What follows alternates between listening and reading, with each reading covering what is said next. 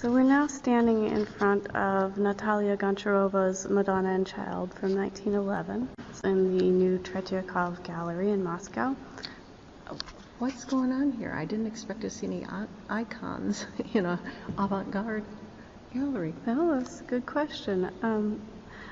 Like I said when we were talking about the Larionov, both Larionov and Natalia Goncharova were very interested in reviving primitive art forms. And for them, one primitive art form was icon painting. Goncharova did a lot of works that were inspired by icons. But this one is particularly interesting because it's not... It is an icon in some ways, but it's totally not an icon. Mm-hmm. The colors are dramatically different, the forms, the way that the hands are holding the child is looking off in another direction.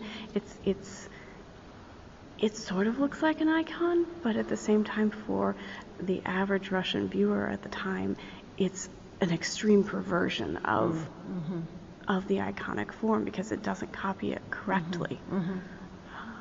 And there's a lot of focus on the texture of the paint, that she really worked the paint. You see, especially in the background, the cracking of the blue is very dramatic. And that's intentional? I think that's intentional, yeah, because you don't see it in her garments at all. You don't see it in any of the other colors in the same way. I think that was definitely an act on her part to make that particular texture show up. So we do have an icon, but it's been abstracted in certain ways. The lines, the focus has been put onto the lines of the garments, the lines of the faces, and then the background looks nothing like what the background of an icon looks like, because the background of an icon is gold for the most part. And has a whole bunch of saints and a whole bunch of scenes of things happening. Yeah. And this is just two tendrils of plant and two little angels. And two green angels. Green angels. Why are they green? Because she painted this for me.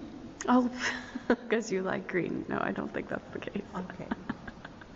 But I think it's just that color worked best there. So in terms of thinking about the formal composition of the painting, the greens and the blues as the cool colors in the background contrast with the bright browns and yellows and oranges of the figures.